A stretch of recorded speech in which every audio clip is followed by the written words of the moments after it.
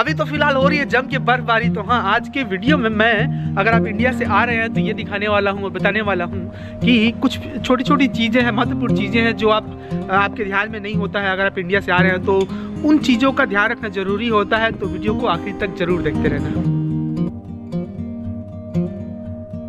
तो अमेरिका की धरती से जोहार दोस्तों। तो अभी तो फिलहाल यहाँ पे बर्फबारी हो रही है, तो आप आज की इस वीडियो में बर्फबारी भी देख पाएंगे।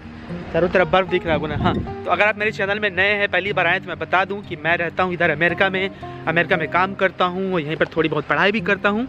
और आपके जानकारी के लिए, आपके मदद के लिए थोड़ा बहुत वीडियो भी बनाते रहता हूं कि आप यहां पर काम करने कैसे आ सकते हैं, आपको कौन सा वीज़ा ले सकते हैं, कौन सा वीज़ा मिलेगा, खासकर जो छोटे कस्बे, छोटे शहर के लोग हैं उनके लिए।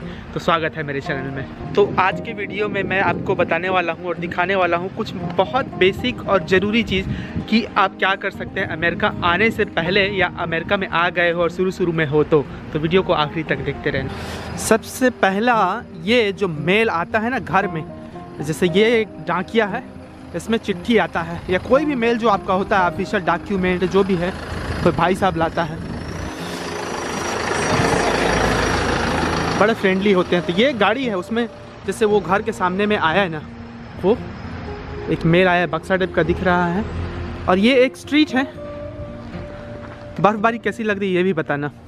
ये एक स्ट्रीट है और जैसे ये एक घर है, इसमें जैसे अलग अलग इस बिल्डिंग में अलग अलग फ्लोर हैं, 3-4 फ्लोर है इसमें। तो मैं दिखा रहा हूँ कि एड्रेस कैसे होता है। ये बहुत छोटी बात है, लेकिन ये गलती होता ही है कि यहाँ पर एड्रेस लिखने का तरीका क्या होता है। जैसे एक मेल आया हुआ है यहाँ पर किसी का, ये लो, एक घर में, ठीक है, इसमें जैसे लिखा हुआ है, ये जैसे लिखा हुआ है ना, मैं नाम नहीं दिखा रहा हूँ, उसे लीगल नहीं है नाम दिखाना। तो सबसे पहले नाम रहता है, फिर उसमें लिखा हुआ है 18 बेलमांट स्ट्रीट। तो ये जो 18 बेलमांट लिखा हुआ है, वो ये जो स्ट्रीट है ना, ये सड़क है ना, तो ये स्ट्रीट का नाम है बेलमांट। तो शुरू में उसका नाम लिखते हैं कि ये जो 18 जो है, 18 बेलमांट स्ट्रीट है, फिर अपार्टमेंट नंबर 3, मतलब इस बिल्डिंग के अंदर में जो कौन से अपार्टमेंट में रहते हैं वो। उसके बाद ये जो जिप कोड दिख रहा होगा 02143, वो जिप कोड डालना पड़ता है। फिर सिटी का नाम समरविल, फिर स्टेट का नाम और फिर देश का नाम। तो वैसे होता है।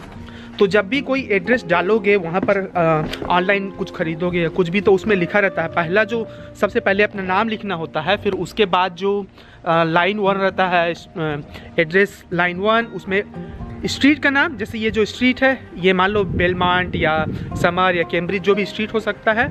और वो जो बिल्डिंग होता है, जैसे ये बिल्डिंग है, वो बिल्डिंग का नंबर, जैसे एक बिल्डिंग का नंबर जैसे 20 है ना, उसमें बहुत सारे अलग अलग कमरे हो सकते हैं। तो उसमें लिखोगे कि जैसे अपना नाम लिखोगे, मान लो संजू कुमार, उसके बाद फिर 20 समर स्ट्रीट, मान लो ये समर स्ट्रीट है तो 20 समर स्ट्रीट, फिर तुम्हारे अपार्टमेंट का नंबर कि अपार्टमेंट नंबर 6, उसके बाद जिप कोड होता है यहाँ पर 02453, 02569, या जो भी है, हर शहर का अपना हर मोहल्ले का अपना एक जिप कोड होता है। वो जिप कोड, फिर स्टेट का नाम, फिर यूएस लिखना ज़रूरी नहीं होता है, यूनाइटेड स्टेट्स, लेकिन इतना जिप कोड, स्टेट का नाम ज़रूरी होता है। तो ये बहुत ज़रूरी होती है, इसके बिना आपके घर में कोई भी चीज़ सामान नहीं आएगा। और यहाँ पर जैसे कि हमारे गांव में तो ऐसे होता था कि हम तो एड्रेस भी नहीं लिखते थे, वो डाकिया खोज के किसी पड़ोस वाले से पूछा के वो बहुत ज़्यादा था। तुम्हारे गांव में कैसे होता था बताना। हमारे गांव में तो ऐसे ही होता था, अब नहीं पता इंडिया में कैसे होता है। एड्रेस को यहाँ बहुत सीरियस तरीके से लेते हैं। हो सकता है कि आप सरकारी कागजात के लिए इंतजार कर रहे हो, महीनों तक नहीं आएगा। एड्रेस सही लिखना ज़रूरी है एकदम। टिप नंबर 2 ये है कि पूछने से किसी से हिचकिचाओ मत। जैसे तुमको अंग्रेजी नहीं भी आता है ना, तो किसी भी चीज़ के बारे में तुमको पूछना है यहाँ पर अमेरिका में, तो लोग मदद करते हैं, इतना है। तो कई बार एक संकोच रहता है ना, अरे हम नया देश जा रहे हैं, किससे बात करेंगे, पूछेंगे, मुझे अंग्रेजी नहीं आती। आप बिल्कुल शर्माइए मत, एकदम बेझिझक होकर पूछिए, या फिर किसी भी दुकान में जाएंगे, ऑफिस में जाएंगे, जो भी पूछना है आप पूछ लीजिए। तो गलती मत करिए, क्योंकि यहाँ पर कई बार ऐसे होता है ना, छोटे छोटे चीज़ों के लिए गलती हो जाती है और फिर उसका खामियाजा बड़े रूप में भुगतना पड़ता है। ऐसे हो जाता है, खासकर इस तरीके के मुल्क में जहाँ नियम प्रावधान इतना स्ट्रिक्ट रहता है, तो ज़रूरी है कि आप पूछ ले। कई बार हम नहीं पूछते ना, छोटी बात होती है, तो पूछना ज़रूरी होता है। अगर आप किसी छोटे शहर से हैं, छोटे कस्बे से हैं, गांव से हैं, तो कमेंट बॉक्स में अपने गांव का नाम और अपना नाम ज़रूर बताना। मुझे अच्छा लगता है, जैसे मैंने बोला था कि गांव वालों से जुड़ना। मैं खुद छोटे गांव से हूं, मेरी कोशिश रहती है कि थोड़ा बहुत मैं मार्गदर्शन कर पाऊँ, अगर तो मुझे खुशी होगी और यहाँ अमेरिका को थोड़ा बहुत दिखा पाऊँ। तो नंबर 3 कि जब हम ईमेल लिखते हैं, जैसे भारत में बहुत होता है ये ना, जैसे तुम लोग लिखते हो, जैसे तुम लिखोगे premkumari@gmail.com ऐसे कुछ ना, तो यहाँ पर अमेरिका में उसको @ नहीं बोलते हैं, ठीक है, बस उसको बोलते हैं। मैं भी खुद जब सीख रहा तो मैंने कभी @ नहीं बोला था, पता नहीं किसने ये शुरू किया था @ वाला, बट जो भी है अमेरिका में नहीं बोलते हैं @ हालांकि वो नियम नहीं है ऐसा बोलना है, लेकिन अच्छी बात होगी अगर यहाँ आ रहे हो तो लोगों को नहीं समझ में आएगा वो @ टिप नंबर 4 कि जब आप अमेरिका में आते हो और यहाँ पर बैंक खाता खुलवाते हो, तो जैसे वहाँ पर इंडिया में ऐसा होता है ना कि किसी का अगर अकाउंट खुलवाना है तो एक चेकिंग अकाउंट होता है और एक सेविंग अकाउंट। चेकिंग अकाउंट मतलब जिसमें से तुम रोज़ पैसा निकाल सकते हो जब भी, या पैसा उसमें डाल सकते हो। एक सेविंग अकाउंट होता है, शायद उसमें थोड़ा बहुत इंटरेस्ट मिलता है या जो भी है। लेकिन यहाँ पर अमेरिका में वैसा नहीं होता है। एक ही खाते नंबर में तुम 2 अलग अलग अकाउंट रख सकते हो, एक चेकिंग अकाउंट का, एक सेविंग अकाउंट का। दोनों के लिए अलग अलग खाता खोलना ज़रूरी नहीं होता है। तो छोटी सी बात है, लेकिन महत्वपूर्ण जानकारी है कि तुम बैंक में जाके बोल सकते हो कि भाई मेरा 3 खाता चाहिए, मुझे 2 सेविंग चाहिए, 1 चेकिंग, तो एक ही खाते से काम चल जाता है। टिप नंबर 5 ये थोड़ा जनरल टाइप का है कि अगर तुम अपना ईमेल लिख रहे हो किसी भी चीज़ के लिए, यहाँ पर हर चीज़ के लिए ईमेल मांगते हैं, तो जो हम अंग्रेज़ी में लिखते हैं ना, हम कोशिश करें कि हम थोड़ा उसको स्पष्ट रूप से लिखें। और जितना भी जो ऑफिशियल डॉक्यूमेंट्स होते हैं उसमें जैसे हम उसमें ईमेल मांगते हैं, फ़ोन नंबर मांगते ही हैं, तो वो ज़रूरी होता है कि हम उसको बहुत स्पष्ट तरीके से लिखें, नहीं तो थोड़ा बहुत भी लेटर इधर उधर होगा ना।